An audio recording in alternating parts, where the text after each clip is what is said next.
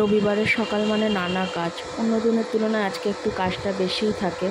Hello guys, তোমরা সবাই কেমন আছো? আশা করি ভালো আছো, সকলে সুস্থ আছো।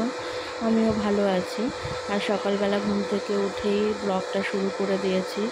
প্রথমে ছেলের জন্য একটু হরলিক্স করে নিয়েছিলাম, ছেলেটাকে হরলিক্স আর একটু বিস্কুট খেতে দিয়েছি। আর নিজেদের জন্য চা করে নিয়েছি, চাটা খেয়ে নিয়েছি। সকাল সকাল ফ্রেশ হয়ে সকালবেলা চা বিস্কুট খেয়ে জলখাবার খাওয়া হয়ে গেছে। আর এদিকে আমি অনেকগুলো জামা কাপড় কেচে রেখেছিলাম, তো আমার ওই জামা কাপড়গুলো আমি ছাদের ওপর মেলতে গিয়ে নিই। ছাদে এত রোদে যাওয়া যাচ্ছিল না, যার জন্য আমি নিচেই জামা কাপড়গুলো মেলে দিয়েছিলাম।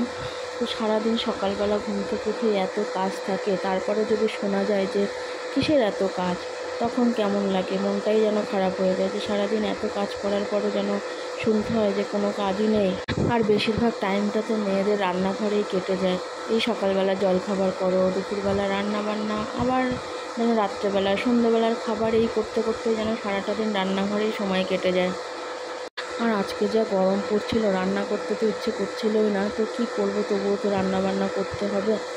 তো রবিবার বলে কথা, একটু ভালো কিছু না হলেও যেন ভালো হয় না। সপ্তাহের শেষ দিন, তো মনে হয় আজকে একটু ভালো করে খাওয়া যাবে, বাড়ির লোক বাড়িতেও থাকে। আমি আজকে একটু রান্না করব, পোলাও করব, আর এদিকে মাংস করব। মাংস আর পোলাওটা করব। আর গরমের মধ্যে একটু তাড়াতাড়ি রান্না করে যেন রান্নাঘর থেকে বেরিয়ে আসা যায়, কিন্তু রান্নাটাও যেন ভালো হয়, সেইভাবে রান্নাটাকে আমার করতে হবে।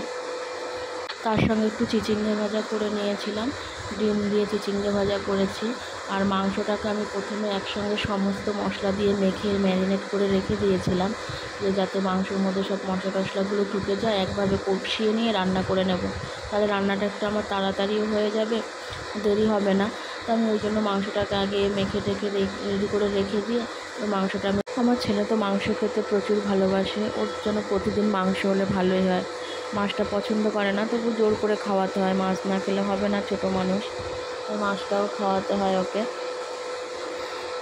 এদিকে দেখো, তোমাদের সঙ্গে গল্প করতে করতে আমার প্রায় মাংস কষানো হয়ে গেছে। মাংসটা কি দারুণ লাল লাল হয়েছে। আর লাল লাল এরকম মাংস হলে তো দেখতেও ভালো লাগে, খেতেও যেন জমে যায়। আমার মাংসটা কষানো হয়ে গেছে। আমি মাংসতে যেমন আদা, রসুন, পেঁয়াজ, জিরের গুঁড়ো, গরম মশলা, মিট মশলা, লঙ্কার গুঁড়ো সমস্ত কিছু দিয়ে মাংসটা মেখে রেখেছিলাম। আর ওইভাবে মাংসটা মেখে কষিয়ে নিয়েছিলাম। কষিয়ে নিয়ে মাংসটা আমার কষানো কমপ্লিট হয়ে গেছিলো, তো আমি জল দিয়ে দিয়েছি। মাংসটা জল দিয়ে ফুটে গেলে মাংসটা হয়ে গেছে, আমি নামিয়ে নেব। মাংস নামিয়ে নিয়েছি। আমি এবার একটু পোলাও করব, সবার শেষে পোলাওটা করব। পোলাওটার জন্য আমি একটু শুকনো লঙ্কা আর একটু তেজপাতা দিয়েছিলাম। আমার ঘরে যা ছিল আমি তাই দিয়ে করেছিলাম।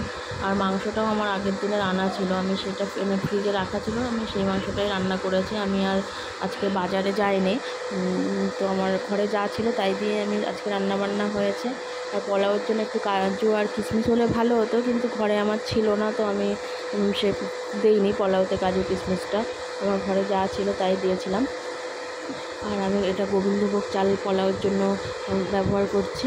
আর একটু আদাটা ঘষে দিয়ে দিয়েছিলাম, আর একটু গরম মশলা আর জিরে গুঁড়ো দিয়েছিলাম, আর কিছু না, ব্যাস এইটুকুই দিয়েছিলাম।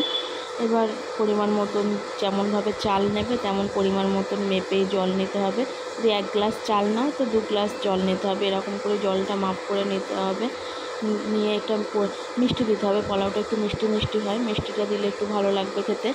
মিষ্টি দিতে হবে, দিয়ে পরিমাণ মতন জল দিয়ে ঢেকে দিতে হবে। বেশি সময় লাগে না, 10 থেকে 15 মিনিট টাইম লাগে, তো তারপর হয়ে যাবে, একদম ঝুরঝুরে সুন্দর পোলাও হয়ে যাবে। আমার আজকের ভিডিওটা যদি তোমাদের ভালো লাগে, চ্যানেলটাকে সাবস্ক্রাইব করবে, লাইক কমেন্ট করে জানাবে ভিডিওটা কেমন হয়েছে। আজকের মতন এই পর্যন্ত, টাটা।